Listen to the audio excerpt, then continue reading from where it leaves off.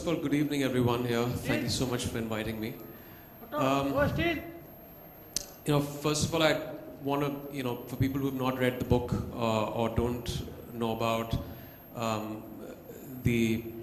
my son's cancer, I'll give you a bit of a lowdown on what happened in 2014. My son was at that time 3 years, 10 months, and he was diagnosed with a condition called Wilms tumor. It's a very rare case of kidney cancer. It happens to a very small percentage of kids worldwide. And my son happened to be part of that unfortunate percentage of kids. This discovery of this cancer, the first very bizarre symptoms were over a very usual brunch at a 5-star restaurant in Mumbai when we had come back from a New Year trip in January. And there was no accompanying fever, there was no vomiting, there was no discomfort that my son had. He was extremely, he's a very, very positive, very, very energetic kid. And that day he happened to pass blood in his urine. And we as parents obviously freaked out. We took him to the nearest hospital. That's where we all get treated. That's in Khar, Hinduja. And his pediatrician, Dr. Ajit there, did the tests. And we found a 9-centimeter tumor that was growing on top of his left kidney. And, for any parent, and I'll speak for ourselves, for me and my wife, when we heard the news, it's like the ground beneath our feet had been ripped off. Cancer, the perception of cancer for a layperson like me, and I consider myself as a layperson because with education, with even staying in Mumbai, you've heard of people get cancer, but you don't actually go to the depths of it unless you have someone close to you diagnosed with the disease. My perception of cancer was this monster that is going to take my son's life. Because of a lot of things, maybe the way it's been projected in the media, maybe the way just the general vibe of what cancer has done worldwide. It has overtaken heart disease over the past decade. It's very prevalent in our country, in rural and because of urbanization in most of the places. And you're constantly hearing about deaths related to cancer. And that was my, prime fear at that point of time, that this is going to take my son's life. The perception changed when I started informing myself, when I started reading up a lot about cancer and demystifying a lot of things about this dreaded disease. I realized that 70 to almost 95%, in my son's case, the prognosis is extremely good. Wilms tumor has one of the best prognosis as far as cancer goes. It's highly treatable, and that was very heartening for me to know. But there was a revelation that happened over the course of 2 months after reading. So I had an agonizing 2 months. And, but still, there's no way of encompassing that in words or trying to explain what a parent goes through. It's worse than being confronted with your own mortality, hearing that your 3-year-old son has got cancer. And our lives have changed ever since. We've started living a very new kind of normal. You make peace with the cancer in a way. It's this factor in the house. It's there in conversations that wasn't there. You can't wish it away. And your perception changes. And then you have to fight the good fight against this disease and make sure you don't let it get the better of you or your family. And that's exactly what we did. Yeah, Emraan, and I think I just read through the book, and you have constantly mentioned a positive message there. I mean, Superman... we use the analogy of superheroes in the book. So I think, do you wish that in some ways the media should, or the general public, should have more positive news coming out? Because as I always tell my patients, a lot of times, people proudly say that I've got an angioplasty done at a 7-star hospital.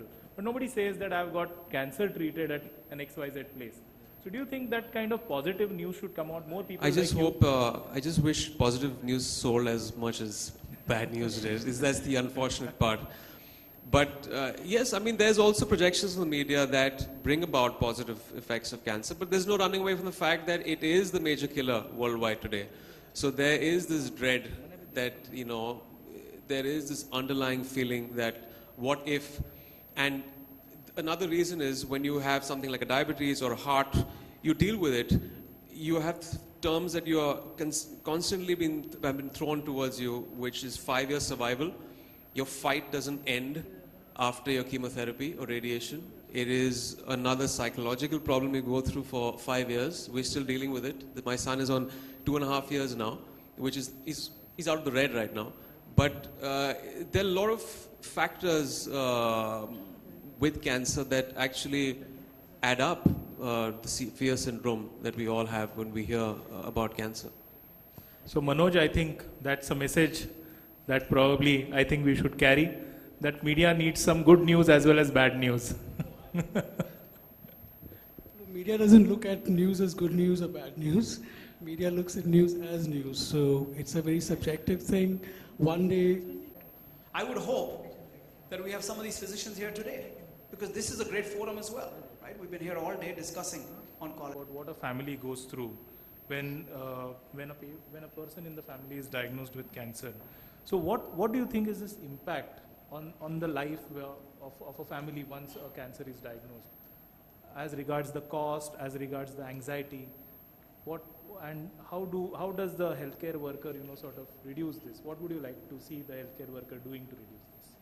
Well, first of all, I'd like to speak personally about our experience and the psychological impact. As parents, you go through a variety of emotions, ranging from anger, guilt, sadness. Guilt because, at that age, you're making most of the choices for your kid, and you feel that maybe it's something that you did wrong, maybe you fed the kid something wrong, there was something wrong with the nutrition, and that has a very, very deep psychological impact, that had a deep impact on us. When we heard the news, obviously it was the worst part, and post that, every day was like a new hurdle. There was post that the surgery, which we had, which was the 4 longest hours of our lives, having the tumor removed, and we lost the kidney also, because that's generally how you deal with a case where it is 9 centimeters. And post that, there was the pathology report coming in, which took us, which took 5 to 7 days, which is again the 5 longest days of my life, because then, there's the favorable histology, there's the staging, which was all very new to us. Thankfully, he was on a second stage, which made the treatment and the prognosis much better. Post that, we flew our son to Canada, to Toronto, to Sick Kids. It's one of the top pediatric hospitals. And there was one of the main reasons that we did this is because we were trying to attend, apart from the physical aspect and the medical intervention, there's a psychological impact that all this has on us as a family unit and on our son. And we didn't want him to change in any way. That emotionally scars a kid. It definitely has emotionally scarred us. Kids can't talk about it. But that's something that we, I guess, lack in our country, is dealing with the psychological aspect of cancer. Talking about it, parents talking about it, trying to make the kid understand what the issue at hand is, because it's extremely complex. When my son was flown in, obviously there was great care in Hinduja, and he got the best treatment there. But there was still, because of the surgery, there was a psychological impact. And when he went there, his blood pressure shot up in the hospital in Canada. And they were equipped in dealing with that psychological aspect and calming him down. Ditto for us, because we also had someone to speak to through the entire incident. Another psychological impact was, we used to have nightmares. I came back to Bombay. I didn't get sleep. I was working here. I came back from my shoot after a month from there. I left my wife and my son when he was being treated there. And I used to get all of 1 hour of sleep in the night. And it was hell for me. But that's something that I guess every parent has to deal with. And eventually, I don't even know if I need counseling after this. So I feel that India needs more units in hospitals. I think they are starting that right now. It's in the infancy. They have a field abroad which is psychosocial oncology, which deals with, attending to the counseling sessions for parents and for even for youngsters. So it has had a deep psychological impact, something that I fully don't understand yet. I don't know the psychological impact that it's had. And as far as the cost goes, of course, my family could deal with it, but there is this huge problem, surmounting problem that you see in and on my mail after the book was written, that generally the cases are, there's a late diagnosis, there's no awareness there, there's illiteracy, they don't understand what cancer is, there's social stigmas there, and when they find the cancer, it is so expensive that it's untreatable, and they can't do it at that income group. But now I believe there's metronomics, which has started off in India, which is again making it extremely approachable. A few hundred rupees for a treatment in an entire month, which is a paradigm shift, and I think it's really set the standard for India and the costing here. But yeah, costing is again a key issue for that income group, which needs to be attended to. Yeah, definitely. I think psychological impact is something that we often discount as doctors. I mean, as doctors, we tend to concentrate on the disease. We tend to concentrate on curing the patient physically.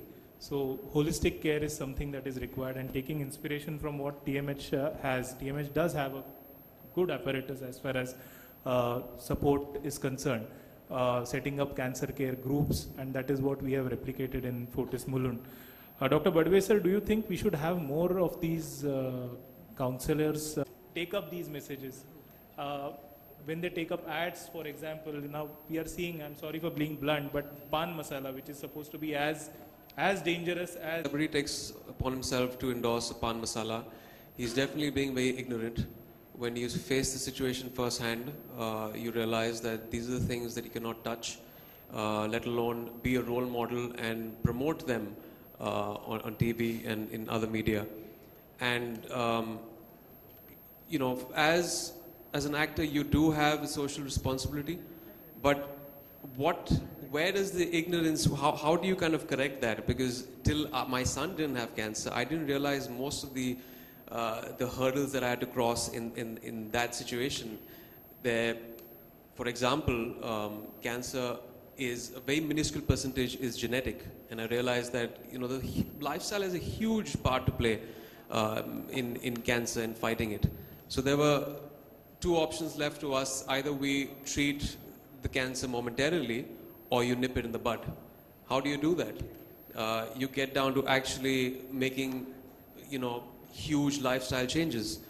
For example, sleeping, handling stress, your diet. A lot of dietary things that are promoted by celebrities, they still don't know that is harmful. Kerala has started a very good thing, the fat tax, which has been started, which I tweeted yesterday and felt that it should be inculcated in all states. And as far as cigarette smoking, as far as smoking goes, I feel, forget about taxing, it should be banned. We know that back in the 80s and the 70s, there was this huge problem with the tobacco lobby where there was not enough evidence to prove that tobacco was actually causing lung cancer. And this debate went along for the longest time. And I think the last Marlboro ad was promoted in 1990. And after that, there was this thing on packages saying that it is injurious to health. Who is going to tell people, the system is not telling people that fast food joints, your burgers, your juices, all that is actually adding up. There are carcinogens out there. Who's going to inform people about all those things? So there's a lot of things that the system needs to put forth and say that these are harmful and this is cancerous. So that is not even there in our consciousness. That is not there in our awareness. Forget about in the rural areas. It's not there in education, educated sections in Mumbai. We don't know about it. After reading up everything, I've stopped sugar completely in my house because just like there was a ban on tobacco, very well soon enough the next decade you're going to know that sugar is. So these things need to come out in public domain and people need to know about it. which people unfortunately don't know and celebrities don't know. That's why they go ahead and probably promote a pop soda. I won't do that because I know what it does to the body. I know firsthand from my son's experience and after reading about all of this. So that's really heartening to hear that. Talking about sugar, last year I had one symposium on sugar symposium for 3 hours. And that was a really revelation that how sugar is talked. 10 years down the line, how do you see India? Well, first of all, I wish and hope there are more pediatric facilities here, because as far as when we had researched when my son was being treated, there's a dearth of pediatric doctors in India. Most of the kids are being treated by adult oncologists. So, and like doctor said, there is a pediatric facility coming up in Mumbai and hopefully in other states and other cities, which is very imperative when it comes to treating little kids. And of course, healthcare systems are burdened. I hope there is some kind of provision made to give satisfactory measures, funding to those patients that come from small towns and to support them. The main cause over there for surmounting expenses, like I've heard, is late diagnosis, which when it reaches that stage, it becomes very hard for them to kind of pay up, and then they eventually drop out of treatment.